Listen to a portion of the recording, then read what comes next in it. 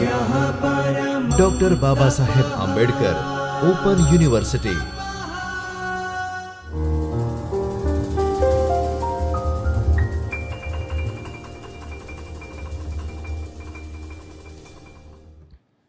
नमस्कार विद्यार्थी मित्रों, doctor Baba Saheb Ambedkar open university Ahmedabad के इस चैतन्य स्टूडियो से मैं डॉक्टर राखी जैन, असिस्टेंट प्रोफेसर संस्कृत विभाग, आप सभी विद्यार्थी मित्रों का हार्दिक स्वागत करती हूँ।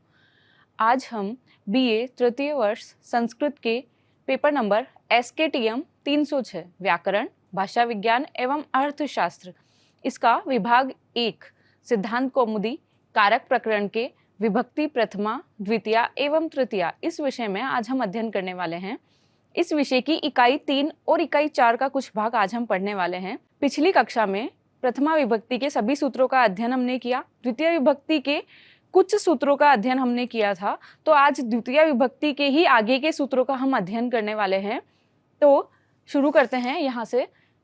वार्तिक है उभ सर्वतसः कार्याधिक उपर्यादिषु त्रिषु द्वितीयाम्रेडितान्तेषु ततो अन्यत्रापि दृश्यते। अर्थात उभयतः, सर्वतः, धिक्, उपरि उपरि, अधि अधि, अधः अधः, इन सभी के योग में द्वितीय विभक्ति का प्रयोग होता है। यह पाणिनि का सूत्र नहीं है, बल्कि यह एक वार्तिक है जो कात्यायन के द्वारा लिखा गया है। तो इस वार्तिक में क्या कहा गया है कि उभयतः, सर्वतः, धिक्, उपरि उपरि, अधि अधि और अधः अधः, इन सभी शब्दों के योग में द्वितीय विभक्ति का प्रयोग होता है।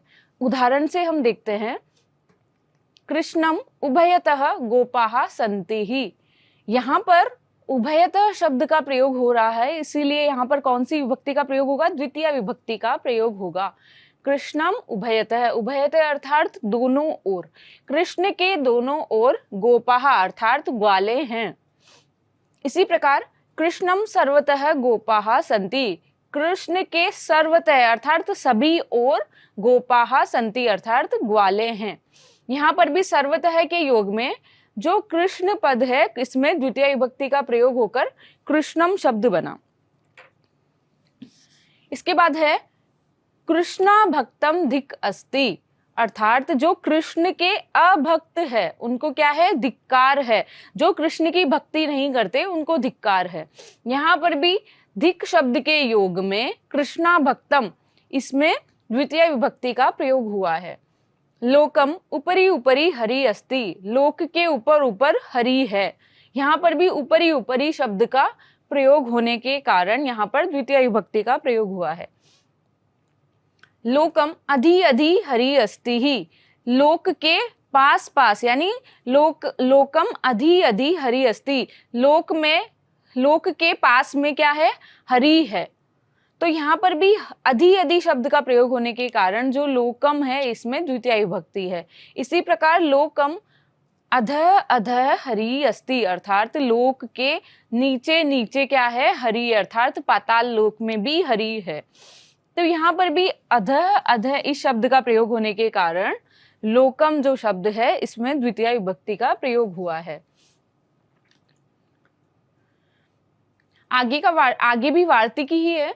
अभितः, परितः, समया, निक्षा, हा प्रति योगे अपि, अर्थात अभितः अर्थात दोनों ओर, परितः अर्थात चारों ओर, समया अर्थात पास में, निक्षा अर्थात निकट में, हा अर्थात शोक अर्थ में, और प्रति, इन सभी शब्दों के योग में द्वितीय विभक्ति का प्रयोग होता है।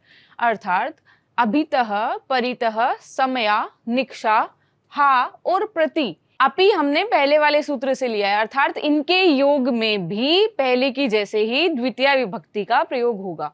उदाहरण देखते हैं। अभितः कृष्णम गोपाः सन्ति, कृष्ण के दोनों ओर ग्वाले हैं। तो अभितः के योग में यहाँ पर जो कृष्ण शब्द है इसमें किसका प्रयोग हुआ है? द्वितीय विभक्ति का प्रयोग हुआ है। परितः कृष्णम गोपाः सन्ति, कृष्ण के चारों ओर ग्वाले हैं। यहाँ पर परितः शब्द के योग में ग्रामम समयाः कूपः अस्ति, गांव के पास में क्या है? कुआं है। तो यहाँ पर समया के योग में जो ग्राम शब्द है उसमें द्वितीय विभक्ति का प्रयोग हुआ है। कूपम निक्षा महिला अस्ति, अर्थात कुएं के निकट में क्या है, महिला है। तो यहाँ पर निक्षा शब्द के योग में कूप में द्वितीय विभक्ति का प्रयोग हुआ है। हा कृष्णा भक्तम, कृष्ण के जो भक्त नहीं हैं उनके प्रति क्या है, शोक है, उनके प्रति दुख है। तो यहाँ पर हा शब्द के योग में कृष्णा भक्तम में द्वितीय विभक्ति का प्रयोग हुआ है। बुभुक्षितम न प्रतिभाति किंचित, यहाँ पर प्रति शब्द का उपयोग हो रहा है। बुभुक्षितम न प्रतिभाति किंचित, यानी भूखे को कुछ भी अच्छा नहीं लगता है। तो यहाँ पर प्रति के योग में बुभुक्षित शब्द में द्वितीय विभक्ति का प्रयोग हुआ है। तो अभितः, परितः, समया, निक्षा और हा और प्रति के योग में द्वितीय विभक्ति का प्रयोग होता है। द्वितीय विभक्ति का ही अगला सूत्र है अंतरा अंतरेण युक्ते, अर्थात अंतरा और अंतरेण इन दो शब्दों के योग में भी द्वितीय विभक्ति का ही प्रयोग होगा। अंतरा का क्या अर्थ है, बीच में, और अंतरेण का अर्थ है बिना। तो इन दोनों शब्दों के योग में द्वितीय विभक्ति का प्रयोग होगा। उदाहरण है त्वाम माम च अंतरा हरि ही अस्ति ही, यहाँ पर अंतरा अर्थात बीच में, त्वाम अर्थात तुम्हारे, माम अर्थात मेरे। त्वाम माम च अंतरा हरि ही अस्ति, तुम्हारे और मेरे बीच में कौन है, हरि है। तो अंतरा शब्द का जो प्रयोग हो रहा है वो किसके लिए हो रहा है, तुम्हारे और मेरे। किसके बीच में, दो लोगों के बीच में, तुम्हारे और मेरे बीच में। तो इन दोनों में ही द्वितीय विभक्ति का प्रयोग होगा। त्वाम माम च अंतरा हरि ही अस्ति। अंतरेण, हरिम अंतरेण सुखम नास्ति, हरि के बिना सुख नहीं है। यहाँ पर अंतरेण शब्द का प्रयोग होने के कारण जो हरि शब्द है इसमें द्वितीय विभक्ति का प्रयोग हुआ है।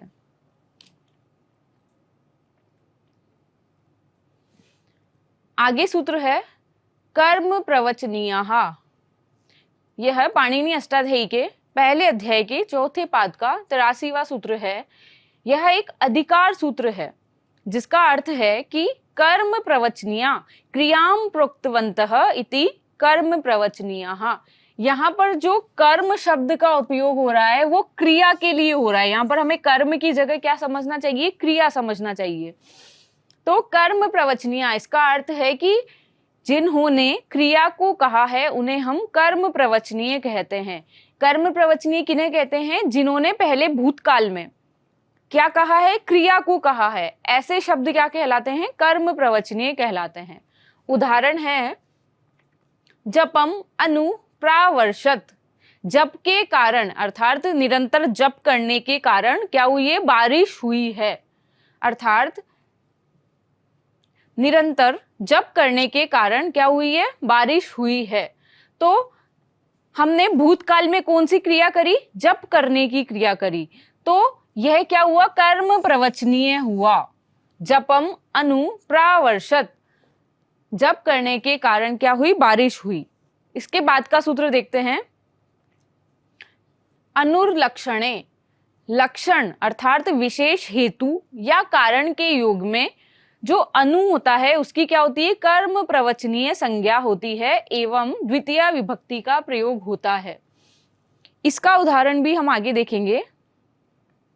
कर्म प्रवचनीय युक्ते द्वितीया, कर्म प्रवचनीय विभक्ति का प्रयोग जहां होगा, जिसकी कर्म प्रवचनीय संज्ञा होगी तो उसके योग में क्या होगा, द्वितीय विभक्ति का ही प्रयोग होगा। किस सूत्र से, कर्म प्रवचनीय युक्ते द्वितीया, इस सूत्र से। यह उदाहरण हमने पहले भी देखा था, कर्म प्रवचनीय उस सूत्र में, और वही उदाहरण यहाँ पर वापस रिपीट हुआ है। कर्म प्रवचनीय युक्ते द्वितीया इस सूत्र के साथ जपम अनु प्रावर्षत, अर्थात जप करने के कारण क्या हुआ, बारिश हुई।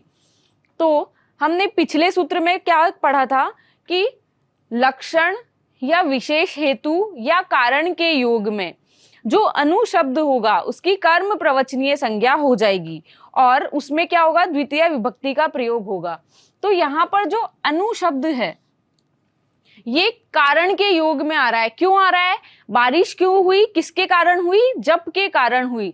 तो यहाँ पर जो अनु शब्द है उसकी कर्म प्रवचनीय संज्ञा हुई, और जो कर्म प्रवचनीय है उसमें द्वितीय विभक्ति का प्रयोग हुआ। तो जप जो शब्द है उसमें द्वितीय विभक्ति का प्रयोग होकर जपम शब्द बना।